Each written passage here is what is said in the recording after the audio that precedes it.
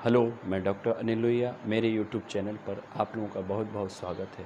आज हम बात कर रहे हैं कोरोना की थर्ड वेव को बचाने के लिए वह कौन से मेजर्स हैं, वह कौन से उपाय हैं जिनके द्वारा हम बच्चे, बूढ़े और हम सब लोग कोरोना की थर्ड वेव से बच सकते हैं। तो आइए देखते हैं। आज पूरा देश कोरोना की चपेट में है। कई देशों में कोरोना के फर्स्ट वेव और सेकेंड वेव्स के बाद थर्ड वेव्स की शुरुआत हो रही है। भारत भी उन देशों में एक है। आइए आज हम बात कर रहे हैं उन मेजर्स की, उन बचाव के तरीक़ों की, उन सारी प्रोसेसेस की जिनके द्वारा हम अपने देश में कोरोना की थर्ड वेव्स को बचा सकते हैं, कोरोना की थर्ड वेव से आने से बच सकते हैं या उसके प्रभाव को कम से कम कर सकते हैं। भारत में कोरोना की थर्ड वेव्स दिसंबर 21 या जनवरी 22 के करीब आने की संभावना है। ऐसा अनुमान है कि भारत में कोविड की थर्ड वेव वो बच्चों को ज़्यादा इन्फेक्टेड करेगी, लेकिन इसके कोई ठोस प्रमाण नहीं है। मित्रों, पिछली दो वेव्स में भी इन्फेक्शन की दर बच्चों में कुछ हद तक कम से कम रही है। आने वाली थर्ड वेव्स को हम कैसे कंट्रोल कर सकते हैं, इसके लिए हम लोगों को एक कॉमन कोविड सेंस को डेवलप करना पड़ेगा। कॉमन कोविड सेंस क्या है, इसके बारे में हम आगे डिस्कस करेंगे। इसके पहले हम वो सारी बातों को समझते हैं जो थर्ड वेव्स को कम करने में मददगार साबित होंगी। कोविड थर्ड वेव्स को कंट्रोल करने के लिए हम लोगों को चाहिए कि गवर्नमेंट के द्वारा चलाए जा रहे वैक्सीनेशन प्रोग्राम में पूरी तरह से सहभागिता दें। जितने जल्दी पॉपुलेशन वैक्सीनेशन से वैक्सीनेटेड हो जाएगी, उतना ही खतरा थर्ड वेव्स का कम होगा। थर्ड वेव्स के खतरे को कम करने के लिए वैक्सीनेशन भारत के पास सबसे बड़ा हथियार है। इतनी बड़ी पॉपुलेशन में वैक्सीनेशन करना एक टाइम टेकिंग फैक्ट है, लेकिन फिर भी जितने लोग जितने बढ़ चढ़ के इस वैक्सीनेशन प्रोग्राम में भाग लेंगे, उतने ही ज़्यादा हम लोग कोरोना के थर्ड वेव्स के इन्फेक्शन से बच पाएंगे।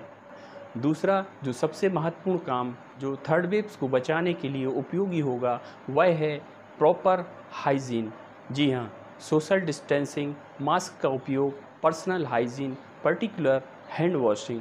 हम लोगों को अपने हाथों को लगातार धोने की आदत को अपने शरीर की आदतों में शामिल करना पड़ेगा। जो हम कॉमन कोविड सेंस की बारे में बात कर रहे हैं, यही वो कॉमन कोविड सेंस है। हमारे कॉमन सेंस की हैबिट्स हैं, उनमें हमें कोविड के इन्फेक्शन को रोकने वाले सेंस को भी सम्मिलित करना पड़ेगा। इसी को हम कॉमन कोविड सेंस बोल रहे हैं।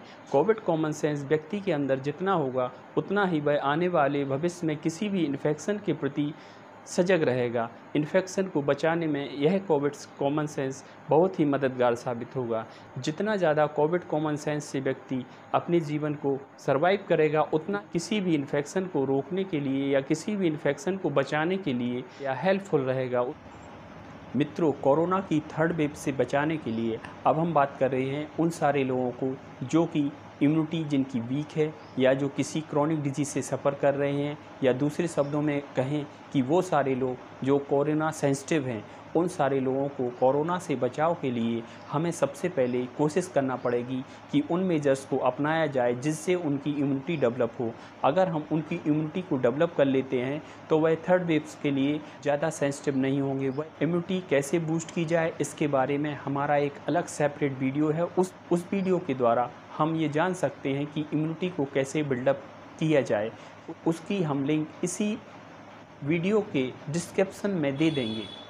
इसके अलावा थर्ड वेव्स को बचाने के लिए बच्चों को विशेष रूप से इम्यून करने की तैयारी सरकार कर रही है। फर्स्ट और सेकंड वेव्स में बच्चों में इन्फेक्शन की दर काफ़ी कम रही है, लेकिन फिर भी बच्चे में इन्फेक्शन हुआ है। बच्चे अडल्ट्स की तुलना में काफ़ी कम इन्फेक्टेड हुए हैं, जैसा कि फर्स्ट वेव और सेकंड वेव्स के अनुभवों से डॉक्टर्स को, एक्सपर्ट्स को जानकारी मिली है। अडल्ट्स के मुकाबले बच्चों में एस रिसेप्टर कम होते हैं, जिससे उनमें इन्फेक्शन का चांसेस भी बहुत ही कम होता है।